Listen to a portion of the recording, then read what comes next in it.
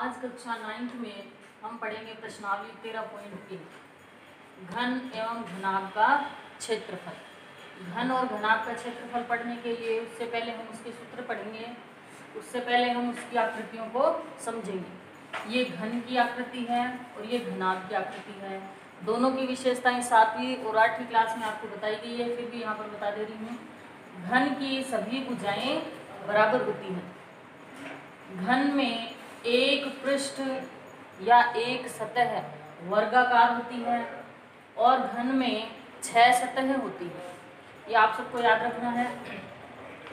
घन का संपूर्ण पृष्ठीय क्षेत्रफल, घन का संपूर्ण पृष्ठीय क्षेत्रफल से मतलब है कि इसकी 6 सतह है तो 6 सतहों का क्षेत्रफल ज्ञात करना। और जैसा कि मैंने अभी बताया कि एक पृष्ठ या एक सतह इसका वर्गाकार है तो वर्ग का क्षेत्रफल हमारे पास भुजा स्क्वायर होता है।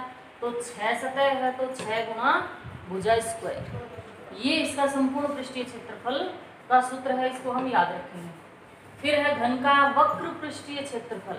वक्र पृष्ठीय क्षेत्रफल या पार्श्व पृष्ठीय क्षेत्रफल एक ही बात है। घन का वक्र पृष्ठीय क्षेत्रफल से मतलब है उसमें 4 सतहों का क्षेत्रफल ज्ञात करना। तो एक सतह का क्षेत्रफल भुजा स्क्वायर है तो 4 गुना भुजा स्क्वायर, ये आपको ध्यान में रखना है। फिर इसी प्रकार से घनाभ है।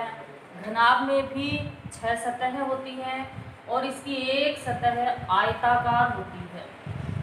इसकी लंबाई, चौड़ाई और ऊंचाई तीनों अलग अलग होती हैं। तो घनाभ का संपूर्ण पृष्ठीय क्षेत्रफल ज्ञात करने के लिए संपूर्ण का मतलब 6 सतह है, तो 6 सतह का क्षेत्रफल है इसमें 2 कोष्टक में एल बी। एल से मतलब है लंबाई और बी से मतलब है चौड़ाई, तो और एच का मतलब है ऊंचाई। सूत्र है 2 कोष्टक में एल बी यानी लंबाई गुना चौड़ाई प्लस चौड़ाई गुना ऊंचाई प्लस ऊंचाई गुना लंबाई। ये है घनाभ का संपूर्ण पृष्ठीय क्षेत्रफल। इसी प्रकार घनाभ का वक्र पृष्ठीय क्षेत्रफल या पार्श्व पृष्ठीय क्षेत्रफल। घनाभ का पार्श्व पृष्ठीय क्षेत्रफल यानी 4 सतहों का क्षेत्रफल। तो 4 सतहों का क्षेत्रफल होता है 2 कोष्टक में L प्लस बी गुणा H। ये 4 सतहों का क्षेत्रफल।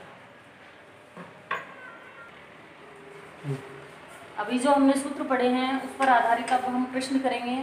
पहला क्वेश्चन 13.1 प्रश्नावली का 1.5 मीटर लंबा, 1.25 मीटर चौड़ा और 65 सेमी गहरा प्लास्टिक का एक डिब्बा बनाया जाना है। इस डिब्बे को ऊपर से खुला रखना है। प्लास्टिक शीट की मोटाई को नगण्य मानते हुए निर्धारित करो कि डिब्बा बनाने के लिए आवश्यक प्लास्टिक शीट का क्षेत्रफल कितना होगा और इस शीट का मूल्य यदि 1 मीटर प्रति स्क्वायर 20 रुपए है तो इसका मूल्य ज्ञात करना। तो इसके लिए हम सबसे पहले यहाँ घनाभाकार एक डिब्बा तैयार करते हैं।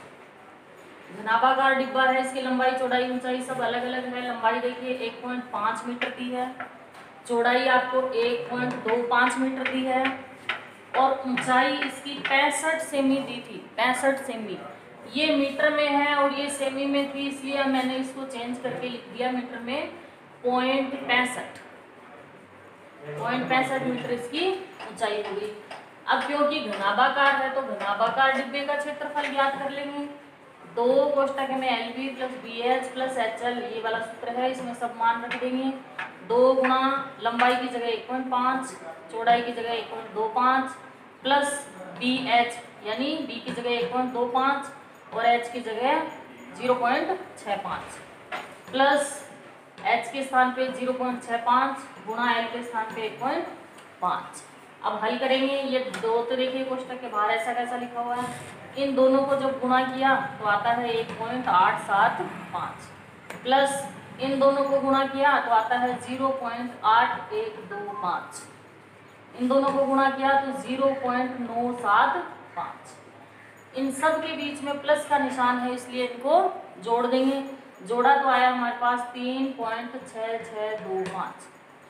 अब बाहर कोष्टक के 2 है यानी 2 इसके गुणा में है तो 2 को इससे पहले गुणा कर लेंगे तो आया है 7.3250 मीटर स्क्वायर। ये क्षेत्रफल आ गया, लेकिन ये क्षेत्रफल पूरे डिब्बे का आया है। पूरे डिब्बे का हमने भी इसमें 2 ही सूत्र पढ़े थे, तो संपूर्ण पृष्ठीय क्षेत्रफल और एक वक्र पृष्ठीय क्षेत्रफल। तो वक्र में 4 सतहों का आता है और संपूर्ण में 6 सतहों का। लेकिन यहाँ पर डिब्बा है वो खुला हुआ है, इसका मतलब उस डिब्बे में 5 सतह हैं, 4 उसके चारों ओर की और एक उसका पैंदा। तो ये पूरे डिब्बे का क्षेत्रफल है, इसमें से हम एक सतह को घटा देंगे। एक सतह का क्षेत्रफल देखिए यहाँ पर पहला जो आता है ना, एक सतह लंबाई गुना चौड़ाई, ये इसमें से घटा देंगे। तो ये संपूर्ण है, इसमें से हम 1.875 घटा देंगे तो हमारे पास आता है 5.45 मीटर स्क्वायर। ये पहले प्रश्न का आंसर आ गया हमारे पास कि डिब्बा खुला होने के कारण उसका क्षेत्रफल कितना है, 5.45 मीटर स्क्वायर। अब यहाँ पर उसका मूल्य पूछा था शीट का, तो 20 रुपये प्रति मीटर स्क्वायर की दर से शीट का मूल्य क्या होगा, तो इसको हम 20 से गुणा कर देंगे और 20 से गुणा करने पे आता है 109 रुपये। ये हमारा दूसरे क्वेश्चन का आंसर।